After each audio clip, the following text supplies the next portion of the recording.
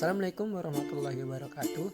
Di sini, kelompok kami akan menjelaskan tentang pengaruh lingkungan fisik terhadap perilaku manusia atau masalah sosial, yaitu pembatasan mobilitas pandemi. Sebelumnya, perkenalkan dulu, saya Ragil. Berikut penjelasan teorinya. Teori ini berfokus pada lingkungan fisik sebagai sumber dari informasi penting bagi kesejahteraan manusia. Stimulus bisa jadi berbentuk cahaya, warna, panas, tekstur, atau aroma, dan mungkin bisa jadi berbentuk bangunan, jalanan, hutan, dan taman. Teori stimulasi mengemukakan bahwa pola dari stimulasi dapat mempengaruhi pemikiran, perasaan, interaksi sosial, dan kesehatan. Teori stimulasi merupakan teori yang berdasarkan pada asumsi daerah psikologis dan menganggap tingkat tenang dari stimulasi yang optimal dari perilaku manusia. Dengan demikian, memiliki stimulus yang berlebihan atau stimulus yang terbatas dapat memberikan efek negatif pada perilaku manusia. Beberapa dari teori ini berfokus pada mengarahkan ke efek konkret dari stimulasi pada perilaku. Sedangkan teori lain berfokus pada makna yang dihasilkan oleh stimulus tertentu. Faktanya, manusia merespon pada keduanya, yaitu konkret dan stimulus, dalam lingkungan fisik mereka. Ahli tata lingkungan memulai studi dalam menggabungkan teknologi terkini dalam penelitian ilmu saraf untuk memahami bagaimana otak manusia merespon perbedaan stimulasi dalam lingkungan fisik. Para ahli ilmu saraf juga bekerja sama dengan arsitek dan juga psikolog lingkungan untuk mengetahui aspek lingkungan fisik apa saja yang merangsang emosional dan penyembuhan fisik mereka. Teori yang selanjutnya adalah teori kontrol.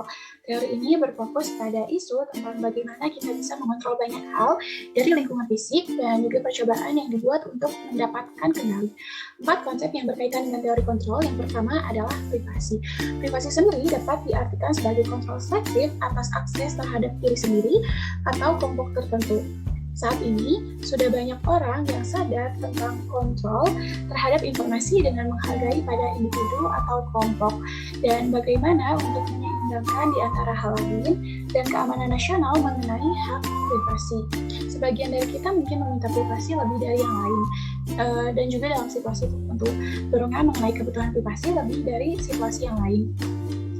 Lalu konsep yang kedua adalah ruang pribadi. Ruang pribadi biasa juga dikenal sebagai jarak interpersonal yang merupakan jarak fisik yang dipilih untuk menjaga hubungan interpersonal dan juga sebuah tempat di mana orang lain tidak bisa mengganggu dan membuat tidak nyaman. Terdapat beberapa variasi yang berkaitan dalam ruangan pribadi seperti usia, jenis kelamin, dan juga budaya. Kebutuhan dalam menggunakan ruang pribadi meningkat seiring bertambahnya usia pada awal masa pendewasaan. Orang dewasa lebih memilih ruangan yang lebih luas ketika berinteraksi dengan orang yang lebih tua dibandingkan dengan yang lebih muda. Penelitian juga mengemukakan bahwa remaja lebih memilih pada jarak interpersonal yang lebih luas ketika berinteraksi dengan semua tingkatan.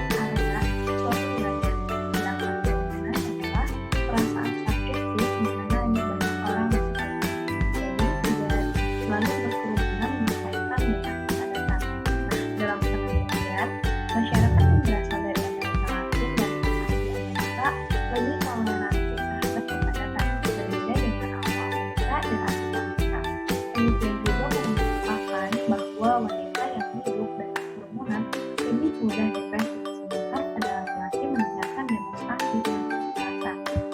Nah, dalam kerumunan ini juga dapat berdampak terhadap penyakit tugas yang buruk, perasaan negatif, tekanan darah tinggi, dan aktivitas hormon neuroendokrin dan perawatan kesehatan mental rendah, meningkatkan insiden dari tuberkulosis dan perilaku agresif serta masalah kesehatan pada narapidana.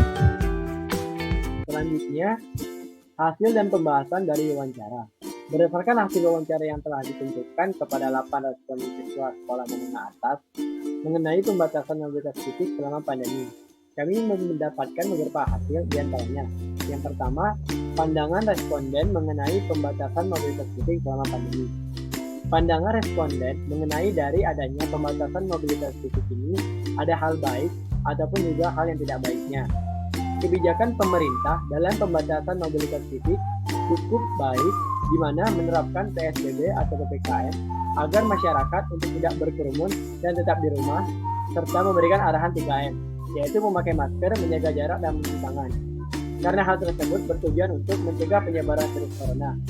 Namun dari kebijakan pemerintah dipandang adanya hal yang tidak baik, karena dengan PSBB atau PPKM telah memberikan dampak terhadap ekonomi, menghambat aktivitas yang biasanya dilakukan sebelum pandemi terjadi, seperti sekolah dari tatap muka yang menjadi daring, pedagang yang dilarang penjualan, dan aktivitas lainnya yang dibatasi.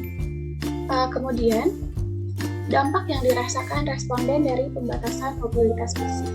Dampak atau efek yang dirasakan oleh responden dari adanya batasan mobilitas fisik yaitu yang pertama adalah responden belum dapat sepenuhnya untuk beradaptasi sehingga hal tersebut berdampak pada meningkatnya tingkat stres pada siswa. Lalu yang kedua adalah responden mengalami kesusahan dalam memahami materi yang disampaikan oleh guru karena biasanya hanya membaca bahan tulisan melalui gadget dan kurangnya interaksi dengan guru ketika mereka kurang mengerti materi sehingga sulit untuk bertanya langsung pada guru. Sehingga secara tidak langsung motivasi belajar pada siswa menurun. Lalu yang terakhir adalah aktivitas-aktivitas yang biasa dilakukan seperti mengikuti kegiatan maupun event di luar dan di dalam sekolah terhambat. Lalu ternyata selain dampak negatif, responden juga mengalami atau merasakan dampak positif seperti yang pertama adalah bisa memiliki lebih banyak waktu berkumpul bersama keluarga. Lalu yang kedua adalah dengan belajar secara daring dapat memanfaatkan waktu sebaik mungkin misalnya untuk melatih skill dan mengikuti pelatihan-pelatihan yang dilakukan secara online. Karena sebelum daring para responden ini lebih berfokus pada belajar di sekolah dari pagi sampai sore. Selanjutnya dari hasil wawancara kepada 8 siswa sekolah menengah atas yaitu ada cara responden adaptasi atau cara mengatasi dampak. Nah, beberapa responden dalam cara mengadaptasi atau mengurangi dampak pembatasan mobilitas fisik ini yaitu yang pertama dengan menjalankan kebijakan pemerintah di mana mau tidak mau harus tetap dijalankan, di mana tidak diambil terlalu pusing juga agar menjaga imun juga serta menjaga kesehatan. Tetapi ketika ada agenda kegiatan lain yang mendesak dan untuk menghilangkan rasa stres, terkadang para responden ini keluar dari rumah, yaitu tetap memperhatikan arahan 3M, yaitu memakai masker, menjaga jarak, dan mencuci tangan. Nah, selain itu juga para responden itu memanfaatkan waktu sebaik mungkin dan responden juga pada mengatur moodnya menjadi lebih baik lagi agar tidak menimbulkan stres yang tingkat tinggi. Selain itu juga responden melakukan olahraga agar tetap sehat, menjaga kesehatan dan untuk memperkuat imun juga serta tentu membuat tempat belajar senyaman mungkin karena sekolahnya yang berubah menjadi daring, para responden harus bisa membuat tempat belajarnya senyaman mungkin. Selanjutnya, kami menanyakan aktivitas fisik apa yang ingin dilakukan responden setelah pandemi ini berakhir. Aktivitas fisik yang ingin dilakukan mereka yaitu rata-rata bahwa mereka berharap aktivitas fisik yang sebelumnya sudah direncanakan namun gagal adanya pandemi ini bisa terlaksana ketika pandemi ini sudah berakhir.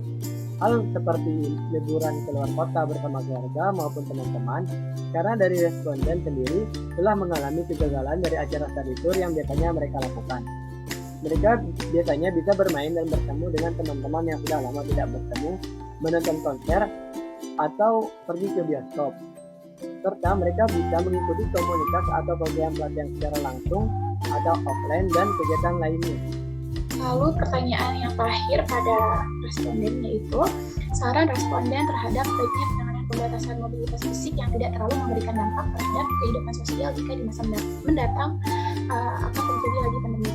Nah, menurut responden, jika terjadinya pandemi yang sama di masa yang akan datang, agar tidak terlalu memberikan dampak pada kehidupan sosial, yaitu pemerintah diharapkan dapat melakukan program vaksinasi secara secepat mungkin agar untuk peningkatan antibodi pada diri di masyarakat. Walaupun akan melakukan pembatasan PSBB ataupun PPKM, juga dapat secepatnya dan lebih ditegaskan lagi, di mana pemerintah juga memberikan bantuan sosial secara merata berdasarkan tingkat ekonomi atau prioritas yang dibutuhkan. Jadi hasil penjelasan dari kelompok kami. Terima kasih.